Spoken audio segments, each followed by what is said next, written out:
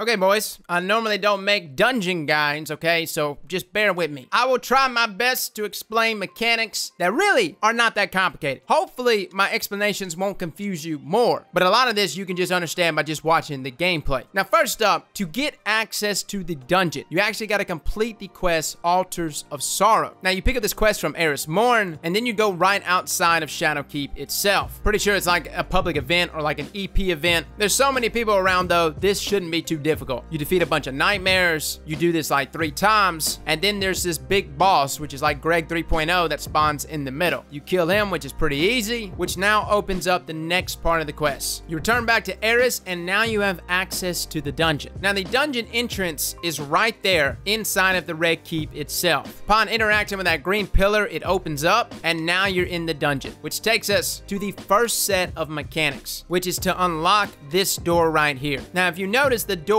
it has 3 different locks. These symbols are the symbols you will need to be tracking down in this entire area. And normally the symbol will be over the tower that you need to go into. Now, each one of those towers harbors a boss, and they all require a sword in order to kill them, which of course can be dropped from the accursed sword bearer. Now, each one of these bosses have like a certain mechanic to take them down, a certain thing you have to do with the sword in order to kill them. The Shrieker itself, I think, can be actually killed in one of 2 ways. You can either kill it with your super from the sword, or you can just block with your sword and it deflects damage back to the Shrieker. Pretty sure either one of those can kill it. I know for sure that deflecting can kill it, at least in the later phases of the dungeon. But in the beginning of the dungeon, considering that it is closer to the ground, you can use either your sword super or block with your sword. And again, guys, the Shrieker is actually found in the tower with the symbol of like a triangle pointing down. It's got like the slash symbol above it and then like the arch symbol. Very confusing, I know, but it's the middle symbol. And I don't know if this changes every time you load into a dungeon, which is why I don't really want to tell you exactly where each one of these guys is located at. Just know you got to match these symbols with the tower that you're going into. And again, the doorway that you entered through to actually engage with these bosses has the symbol on it as well. Now, just like the Shrieker, our other bosses also require a certain attack in order for them to take damage. So for instance, Might of the Broken Blade just requires a simple melee attack. Now, he's pretty beefy, so I would highly suggest all 3 of you have a sword. If not, have one of you with like a healing grenade or maybe a smoke out for you, something to just help you stay alive. Now, our other boss that you have to kill is called Omen of the Broken Blade. It's actually a hive wizard. It can only take damage from your R2 attack, so that is your heavy attack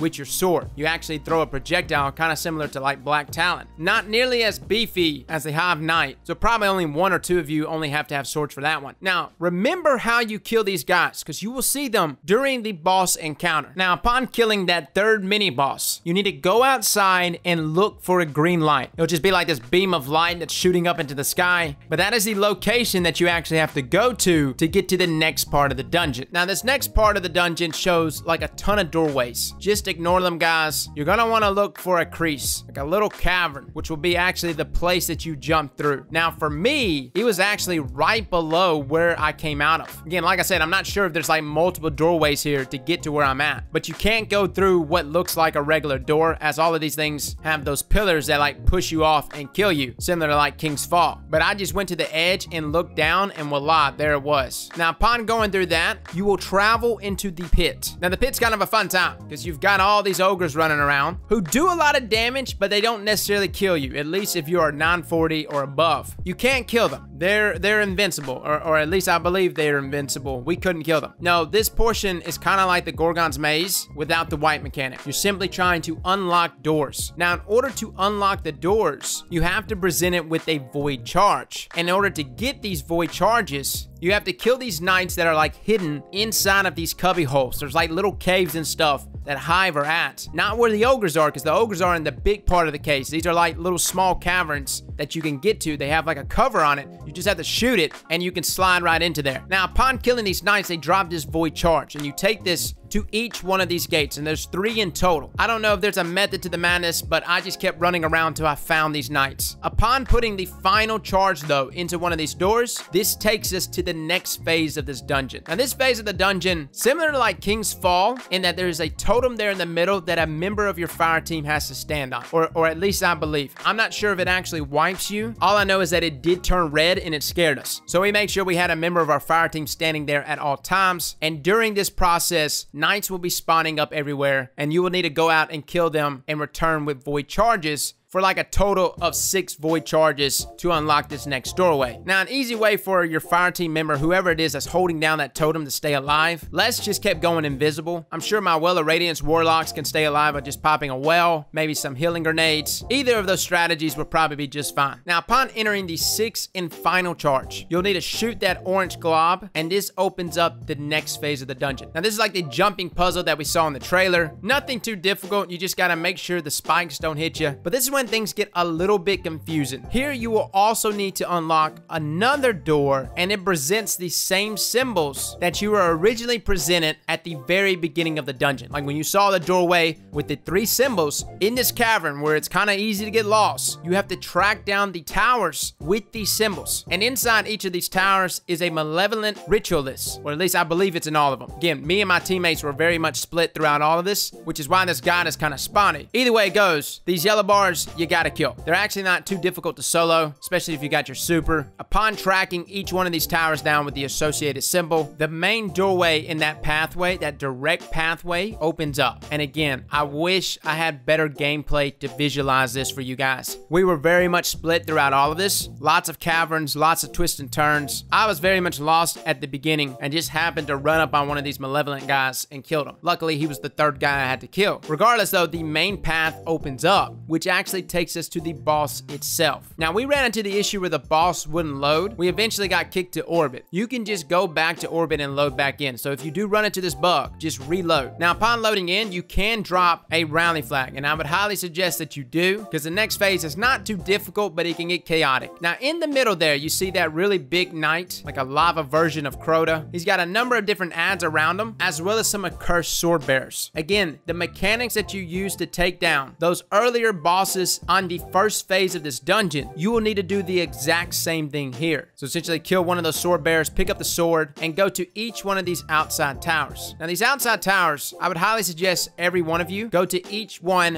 at a time, just to make sure you don't die. You'll just make it a lot easier. But again, you run into the same guys. Might of the Broken Blade, which is the knight that requires just basic melee attacks with your sword. Again, still just as beefy as before. We also got our Shrieker here, and like I said in the beginning, you can kill that Shrieker with a super, or at least we did. This Shrieker though, we couldn't, and I think it's just simply because it's too high off the ground. The super AoE effect is not touching it, but really the easiest way to kill it is just go right up to it and block. That will reflect the damage back to him, and that 3rd boss there requires just the R2 attacks, the heavy attack, where you actually launch the projectile toward them. Now again, as you're killing each one of these guys, they're dropping a void charge. You take that void charge to the middle and discharge it at those purple columns there. Now when you discharge the final one, there'll be a big flash, and in the middle there will be this green aura. You can only damage the boss while standing in that green aura. So if you happen to have a Well of Radiance, or maybe Saint 14 in a bubble, now is the time to use it, but make sure you put it in that green aura. Also, I would highly recommend that you clear out all the adds before putting that last void charge in, so that you don't have a lot of things hitting you while you're trying to do damage. Now, I actually think it's possible to just one-face this guy. We were just messing up. We didn't have any idea what we were doing, but a couple Izanagis and Divinity should make easy work of old Zomac here. Now, when you kill Zomac,